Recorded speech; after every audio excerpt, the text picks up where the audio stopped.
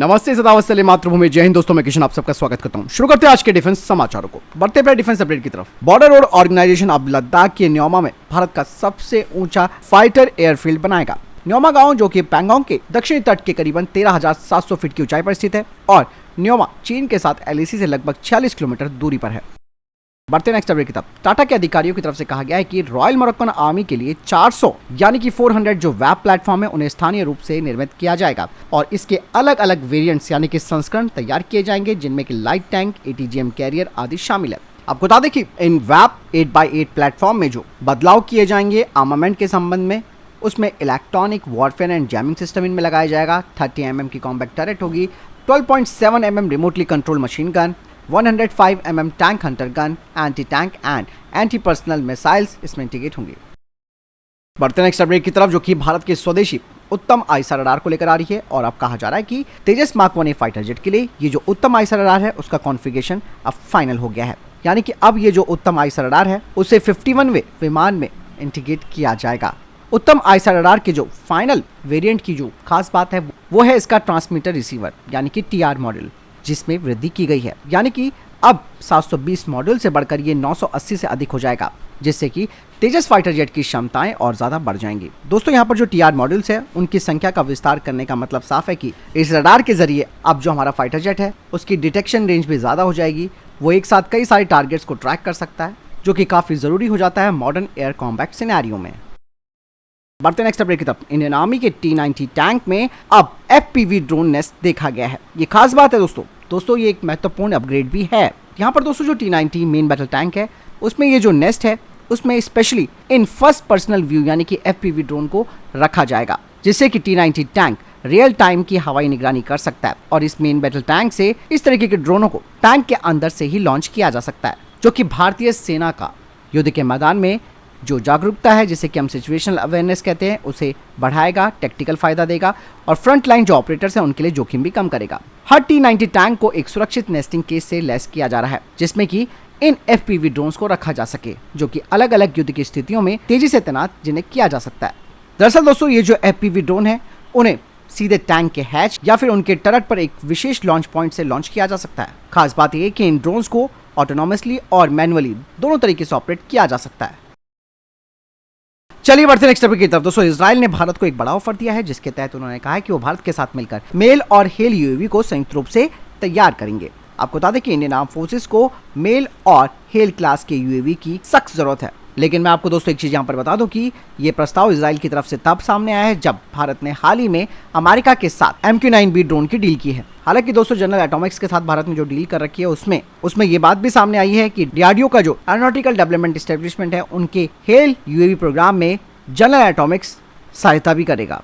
हालांकि यहाँ पर दोस्तों भारत का जो मेल UAV प्रोग्राम है जिसे स्वदेशी रूप से भारत विकसित कर रहा है वो अभी तक सफल नहीं हो पाया है। आर्चर NG पर आपने देखा होगा कि किस तरीके से इस पर काम रुक चुका है। यहाँ पर दोस्तों इजराइल का भारत के साथ आना ये एक बहुत महत्वपूर्ण बात इसलिए हो जाती है कि क्योंकि भारत पहले से ही एल्बिट सिस्टम के साथ हर्मीस 900 UAV को स्थानीय रूप से तैयार भी कर रहा है, जिसे कि अडानी डिफेंस के द्वारा बनाया जा रहा है। यानी कि एक तरह से पहले ही भारत और इजराइल का जॉइंट वेंचर हो चुका है। अब दोस्तों यहाँ पे एल्बिट सिस्टम का जो ये नया प्रस्ताव है उसमें एक चीज और खास है। उसमें ये कहा गया है कि ऑलरेडी जब भारत के पास लाइसेंस और असेंबली है हर्मीस 900 UAV को बनाने को लेकर, तो इसी के आधार पर जो नए मेल और हेल क्लास के UAV हैं उन्हें संयुक्त रूप से भारत में तैयार किया जाएगा और ये सहयोग भारत को अपने स्वदेशी प्रोग्राम को आगे ले जाने में भी मदद करेगा। बढ़ते नेक्स्ट अपडेट की तरफ। DRDO के द्वारा संयुक्त रूप से विकसित की गई supersonic missile assisted release of torpedo यानी कि स्मार्ट सिस्टम को अब दक्षिण एशियाई और जो पूर्वी एशियाई देश हैं वो खरीदने में रुचि दिखा रहे हैं।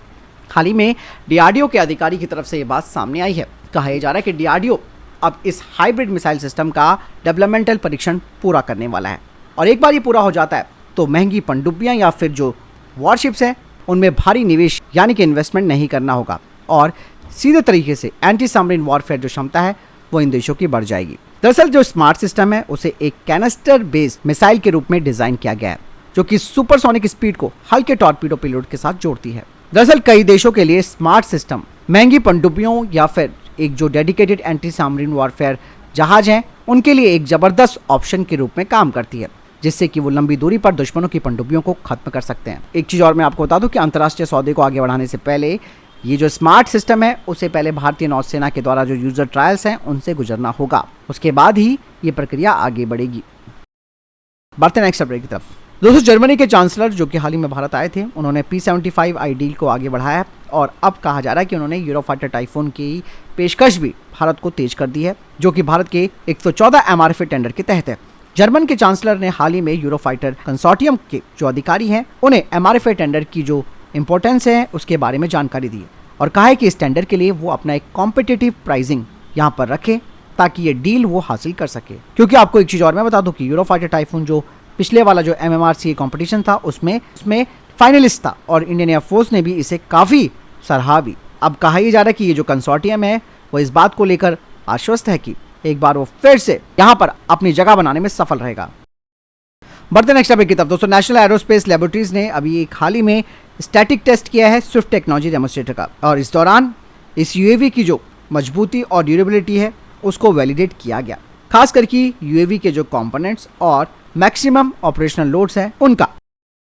बढ़ते नेक्स्ट टॉपिक की तरफ। दोस्तों, वीटोल एविएशन इंडिया ने अपना एक नया VLM स्विस 3 fully autonomous tube launch loitering munition का अनावरण किया है, जो कि स्टेशनरी और जो मूविंग टारगेट्स हैं उन्हें हाई प्रिसीजन के साथ ध्वस्त कर सकता है और ये अपने टारगेट की तरफ 50 मीटर पर सेकंड की स्पीड से डाइव करता है। चलिए बढ़ते नेक्स्ट अपडेट की तरफ। दोस्तों, आखिरकार अमेरिका ने एक बड़ी डिप्लॉयमेंट की घोषणा कर दी है, जिसके जरिए वो अब इसराइल को एक और रक्षा कवर प्रदान करेगा, जिसमें कहा जा रहा है कि मिडिल ईस्ट में अमेरिका B-52 बमवर्षक फाइटर जेट, ईंधन भरने वाले विमान, इसके अलावा नौसेना के जो डिस्ट्रॉयर्स हैं उन्हें तैनात करेगा और अगले महीने तक ये डिप्लॉयमेंट पूरी हो जाएगी। चलिए बढ़ते नेक्स्ट अपडेट की तरफ। कुछ खबरें दोस्तों चाइना को लेकर सामने आई है। दरअसल चाइना अपनी हरकतों से बाज नहीं आ रहा और सीमा के पास उसने अपने 3 एयरबेसों को तेजी से अपग्रेड करना शुरू किया है, जहां पर वो ज़्यादा से ज़्यादा फाइटर जेट्स को डिप्लॉय कर सकता है। यही नहीं, चाइना इसके अलावा रनवे की लंबाई और चौड़ाई को भी बढ़ा रहा है ताकि बड़े विमान भी यहाँ से ऑपरेट किए जा सके। फिलहाल इतना देखिए टॉप डिफेंस अपडेट। वीडियो के सामने कोई प्रश्न, जवाब या कोई सवाल है कमेंट सेक्शन में लिखकर जरूर पूछ सकते हैं। वीडियो को लाइक और शेयर जरूर कीजिएगा। जय हिंद, वंदे मातरम।